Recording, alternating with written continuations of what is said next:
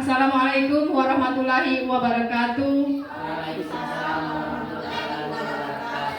Alhamdulillah wassalatu wassalamu ala anbiya wal mursalin wa ala alihi washabihi ajmain amma ba'du.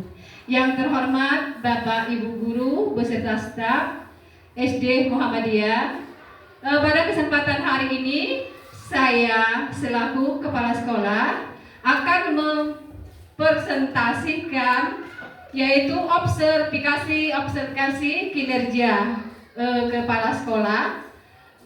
Pada kesempatan hari ini yaitu temanya mengenai ABK atau anak berkebutuhan khusus.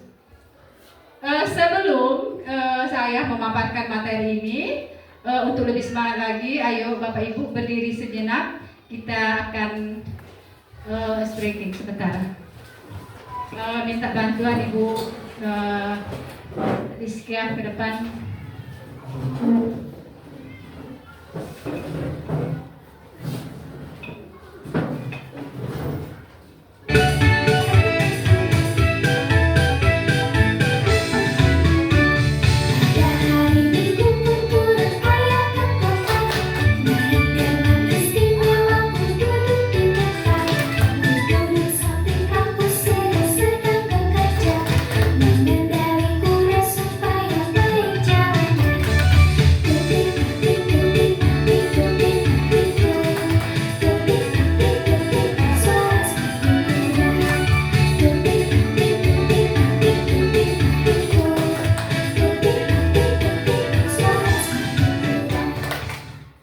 Nah, silakan duduk kembali. Terima kasih. Perhatikan Bapak Ibu ya, saya akan memaparkan tentang anak berkebutuhan khusus. Yaitu kita cari tahu yuk pengertian dari anak berkebutuhan khusus menurut para ahli. Apa itu anak berkebutuhan khusus? Anak berkebutuhan khusus itu atau disingkat dengan ABK yang menurut para ahli yaitu anak yang secara signifikan berbeda dalam beberapa dimensi yang penting dan fungsi kemanusiaannya. Kemudian mereka yang secara fisik, psikologis, kognitif, kemudian yang terhambat dalam mencapai tujuan atau kebutuhan potensinya dengan secara maksimal, mereka tidak bisa mendengar. Kemudian dengan inteligensi yang tinggi dapat dikategorikan sebagai anak khusus atau ABK ya.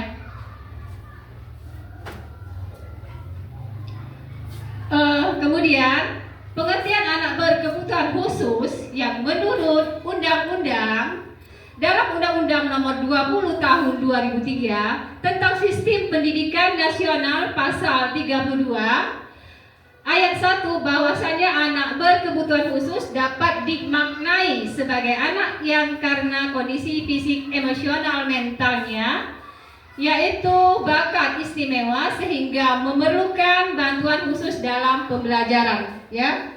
Itu ya, khususnya kalau kita sebagai pendidik ya, itu ABK ini setidaknya kita wali kelas masing-masing ya gitu. Kemudian ciri umum anak berkebutuhan khusus.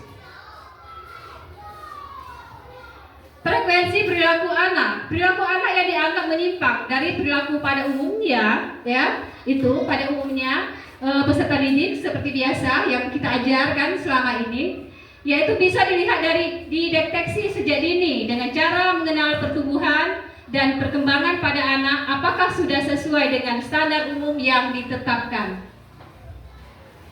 Kemudian intensitas atau kedalaman kemampuan anak memiliki yaitu arti seringnya anak berperilaku atau berlaku tidak sesuai dengan standar kemampuan anak. Jika disesuaikan dengan umur, contohnya kedalaman atau intensitas dalam kemampuan anak adalah perkembangan bahasanya. Jika anak sudah sangat sering bicara atau cadel ya, itu yang biasa kita temukan pada anak didik kita. Salah satunya ada anak kita yang bicaranya dengan cadel, tapi seharusnya tidak demikian. Jika dikaitkan dengan umur, maka segera diwaspadai dan ditangani secara khusus agar tidak meneruskan kebiasaannya. Penyebab anak berkebutuhan khusus.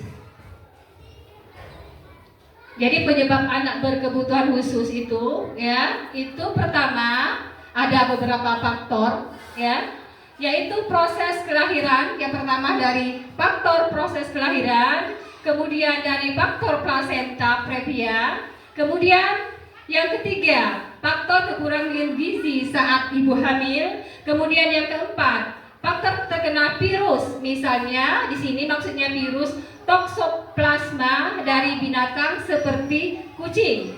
Kemudian faktor kesalahan pemberian obat atau obat yang melebihi dosis.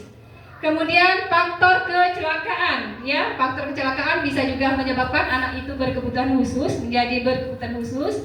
Kemudian pola asuh yang salah. Kemudian faktor kurangnya stimulasi yang disesuaikan dengan pertumbuhan dan perkembangan usia anak. Jenis-jenis anak berkebutuhan khusus atau ABK, ya.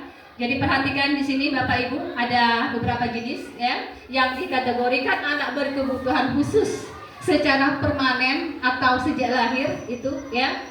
Yang pertama adalah anak tunanetra, kemudian anak tunarungu, anak tunagrahita, ada namanya anak tunalaras, kemudian anak tunadaksa, dan anak autisme, kemudian anak ADHD atau anak slow learner, kemudian anak sangat cerdas. Yang biasa kita ketemui dalam kehidupan kita sehari-hari, dalam pembelajaran kita, ya, khususnya wali kelas, itu ada salah satunya biasanya anak kita yang termasuk ke anak yang slow learner ini, ya, gitu. Kemudian untuk selanjutnya anak yang slow learner, yaitu jenis ABK permanen, ya, itu ada ADHD, kemudian ASD, kemudian tunarungu, tunadaksa, tunanetra, jenius, kemudian tunagrahita. Anak berkebutuhan khusus, ya, anak berkebutuhan khusus itu anak pada strata sosial paling bawah, kemudian ada anak jalanan, kemudian anak korban bencana alam juga itu termasuk menjadi ABK, kemudian anak di pulau terpencil, kemudian anak korban HIV atau AIDS. Selanjutnya dari anak disabilitas sosial atau tunalaras, yaitu ciri-cirinya atau tandanya ia akan bersikap membangkang dan suka berbohong, gitu, ya. Kemudian yang kedua biasanya mudah terangsang emosi. Kemudian yang ketiga, anak tersebut biasanya sering melakukan tindakan agresif, merusak dan mengganggu. Keempat, sering bertindak melanggar norma sosial atau norma hukum.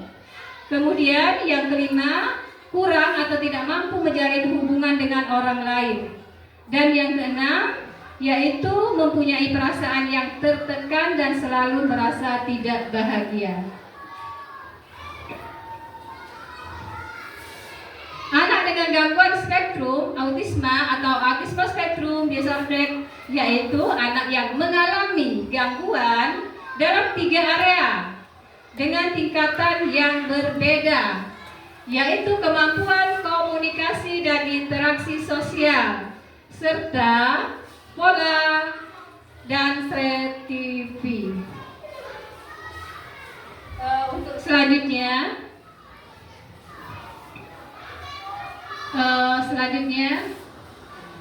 Bapak Ibu, jadi untuk penanganan ini, ya, kita sebagai pendidik dalam penanganan ini, dengan penanganan anak lambat belajar, yaitu akan mengakibatkan berkonsultasi ke psikolog, kemudian mengikuti asesmen, kemudian orang tua harus mengetahui apa yang dipelajari anaknya di sekolah, kemudian keluarga yang membimbing, Kemudian orang tua harus selalu menghargai hasil belajar anaknya. Kemudian berperilaku yang baik. Itu.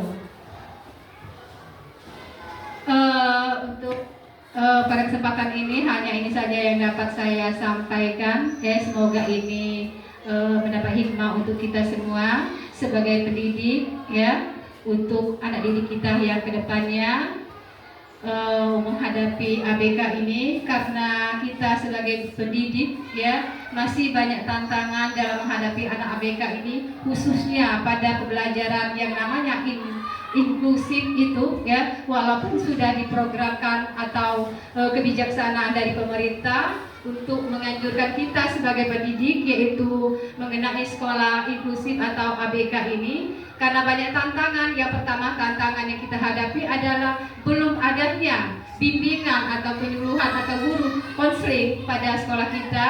Kemudian tantangan juga ada fasilitasnya, itu termasuk juga tantangan bagi kita semua. Jadi untuk kedepannya kita gunakan dengan cara metode lain untuk kebaikan anak didik kita dalam menghadapi anak yang ABK selain pada anak didik kita yang umumnya. Hanya ini dapat saya sampaikan. Terima kasih. Semangat menjadi guru terbaik untuk setiap peserta didik. Semangat. Wassalamualaikum warahmatullahi wabarakatuh.